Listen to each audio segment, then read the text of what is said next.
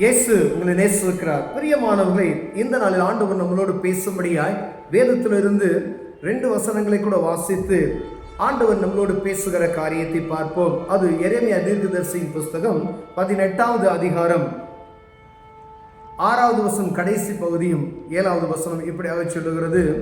கர்த்தர் சொல்லுகிறார், இதோ இஸ்ரவேல் வீட்டாரே, களிமண் குயவன் கையில் இருக்கிறது போல நீங்கள் என் கையில் இருக்கிறீர்கள். பிடுங்குவேன், இடிப்பேன், அழிப்பேன் என்று நான் ஒரு ஜாதிக்கு விரோதமாகவும் ஒரு ராஜ்யத்துக்கு விரோதமாகவும் சொன்ன மாத்திரத்தில், பிரியமானவர்களே, எரேமியா தீர்க்கதரிசிக்கு ஆண்டவருடைய வார்த்தை நீ ஜனங்கள்கிட்ட, இஸ்ரவேல் ஜனங்கள்கிட்ட போய் சொல்ல வேண்டிய காரியம் என்ன என்று சொல்லி அவருக்கு ஒரு மாதிரியை காண்பிப்பார். அவர் பாருங்க, ஒரு குயவன் வீட்டிற்கு நீ எழுந்து போ. அந்த கீழ் வசனத்தில் நான் வாஸ்தவம் அப்படின்னா, நீ எழுந்து குயவன் வீட்டிற்கு போ, அங்கே என் வார்த்தைகளை உனக்கு தெரிவிப்பேன் என்று சொல்லி அங்கு குயவன் செய்யக்கூடிய, களிமண் செய்யக்கூடிய அந்த காரியத்தை அவருக்கு நேரடியாக காண்பிக்கிறதை பார்க்க முடிகிறது. பிரியமானவர்களே, அப்பொழுது ஒரு குயவன் தன்னுடைய அந்த பானையை செய்து கொண்டிருக்கும், ஒரு பொருளை செய்து கொண்டிருக்கும் பொழுது அதை என்ன கொஞ்சம் மாறுதலாய் போச்சுன்னா அதை எடுத்து திருப்பி என்ன செய்கிறாரு, அதை ஒன்றுமில்லாமல் ஆக்கி புதுசாய் அதை செய்வதற்காக பிரயாசப்படுகிறதை ஆண்டவர் காண்பிக்கிறார்.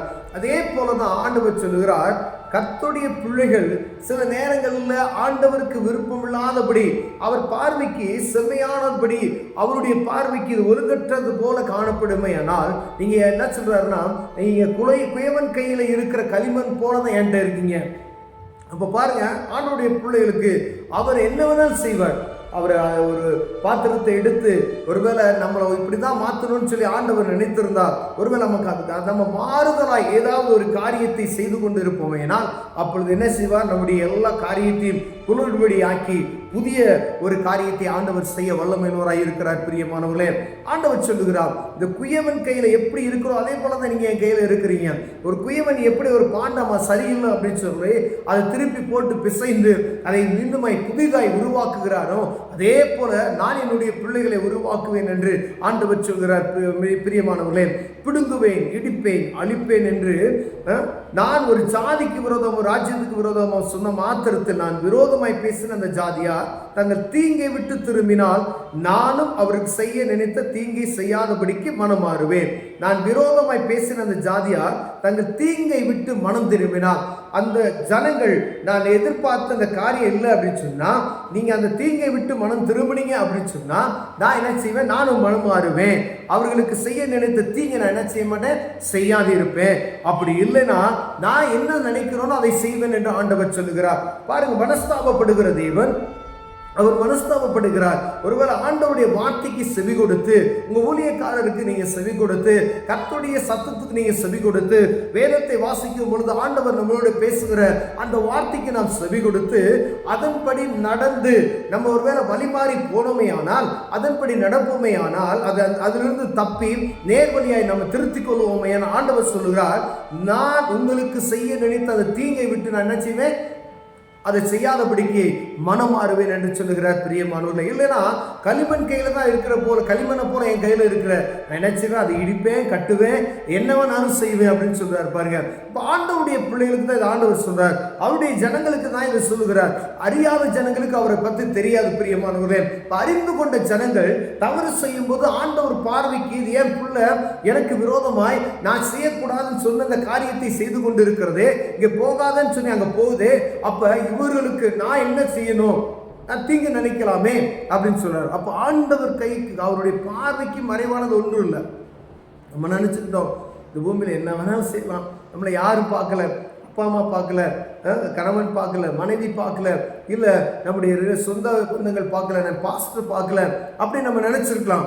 ஆனா வானத்தையும் பூமி படைத்த சர்வ வல்லமைய தேவன் எப்பொழுதும் நம்ம என்ன செஞ்சாராம், பார்த்து கொண்டே இருக்கிறார். அவருடைய பார்வைக்கு மறைவானது ஒன்றும் இல்லை. பிரியமானவர்களே, ஆண்டவர் சொல்லுகிறார், ஏதாவது என் பிள்ளைகள் தவறா, நீங்க ஒருவேளை எரேமியா தீர்க்கதரிசி இஸ்ரவேல் ஜனங்களை பார்த்து இப்படி சொல்றார், அந்த ஜனங்கள் மாறுபான காரியத்தை செய்து கொண்டு இருக்கிறாங்க, நீ போய் குயவன்ட்ட நான் காமிச்சது போல அதை பார்த்துக்க, என் ஜனங்களுக்கு இந்த காரியத்தை போதி என்று சொல்லுகிறார். பிரியமானவர்களே, இதே போலதான் ஆண்டவர் உங்களோடும் என்னோடும் பேசுகிறார். ஒருவேளை ஆண்டவருக்கு விருப்பம் இல்லாத காரியம், நீ அப்ப ஆண்டவருக்கு விருப்பம் இல்லாத காரியம் எனக்குள்ள இருக்குது எப்படின்னு சொல்லி நான் பார்க்கணும் அப்படின்னா, வேதத்துக்கு புறமான காரியம் எனக்குள்ள இருக்குதுன்னு சொன்னா உடனே என்ன செய்யணும்? அதை திருத்திக் கொள்ளும்படி ஆண்டவர் விரும்புகிறார். பிரியமானவர்களே, நீங்க இந்த வேதத்தை நீங்க வாசிக்கல அப்படின்னு சொன்னாவே ஆண்டவருக்கு சித்தமில்லாத காரியத்தை செய்யறீங்க.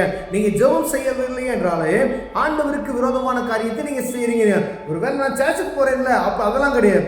வார்த்தையை கேட்கணும், ஆண்டவர்கிட்ட பேசணும். இந்த சத்திய வேதத்தை நம்ம தினமும் வாசிக்கணும், அதே போல அவரோடு நம்ம பேசணும். பிரியமானவர்களே, அப்ப ரெண்டும் சரியா இருந்துச்சுன்னா நம்ம என்ன தவறு பண்ணுகிறோம் என்பதை ஆண்டவர் நமக்கு என்ன பரிசுத்த ஆவியானவர் மூலமாய் உணர்த்து விடுவார். வேத வசனத்தின் மூலமாய் நமக்கு உணர்த்துவார்.